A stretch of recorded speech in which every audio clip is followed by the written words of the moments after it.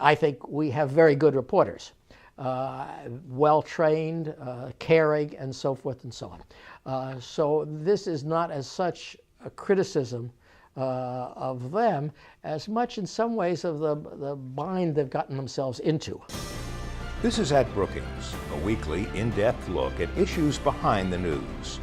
This week, campaign reporting. Is the profession changing? Every 4 years, the cycle repeats. Candidates run for president, and journalists report on the contenders on the stump. Over the years, election coverage has changed, and the relationship between the campaigns and the news media has changed as well.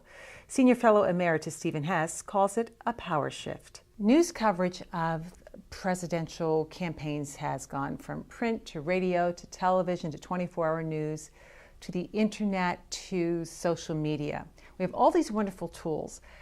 But is there any change in the way the press covers the final contenders versus the many people that were on the stump initially? These two now want to tell their message the way it's meaningful to them, which means, of course, that they buy advertising and tell their story. The press, the media, the journalists are almost dangerous to them. They're, at worst, from their point of view, they're finding out things that they don't want to have out. They're telling things that are not part of their message. Now they want to be on message. Why? Because, of course, the message is to say the same thing over and over and over again. How boring if you're the reporter covering that. So you've got to look for something other than saying the same thing over and over again. Is it that hunger from the media and the campaign's desire to now control more of what is said and reported that is driving this new trend we're reading about, where the campaigns can actually edit what the media uses in sound bites and quotes?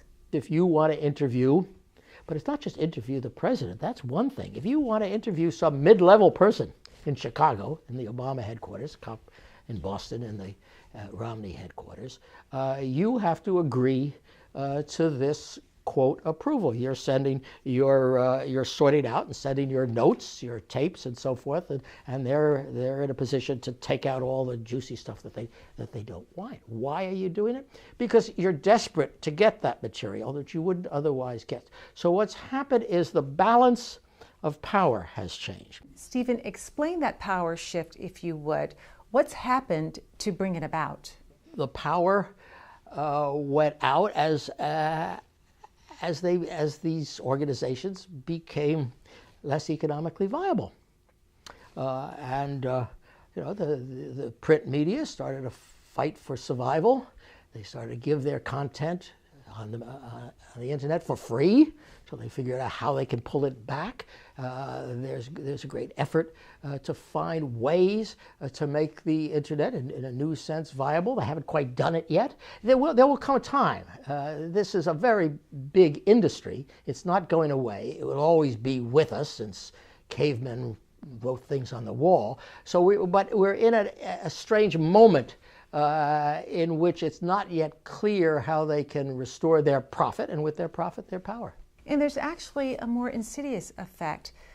With this kind of editing of sound bites and quotes, is the public, are voters getting a watered down or whitewashed or censored view of these candidates and their campaigns? It's both censorship, and that the Romney and Obama campaigns are telling them what they can't use, but it's also self-censorship is what happens. And that, in many ways, is the more insidious thing that's going on. The possibilities of self-censorship, the possibilities that I really can't get through and get that interview unless I've done well by them last time. Now, it's a questionable practice, but not necessarily new. Is that right? That's not to say that there was never agreements, particularly between government and the media, about stories, but they were about national security stories.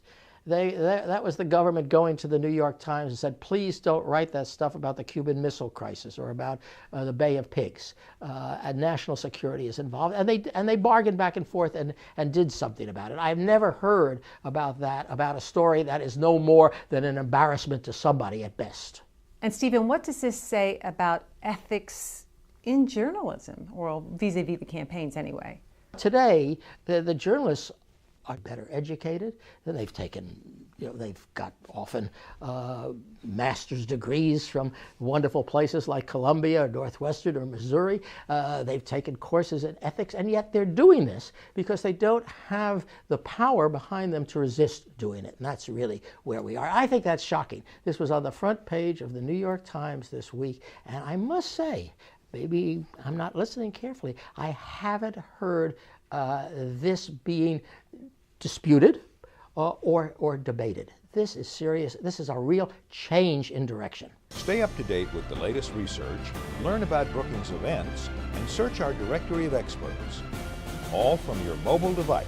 To download Brookings for your BlackBerry, Android, iPhone, or iPad, go to brookings.edu/mobile.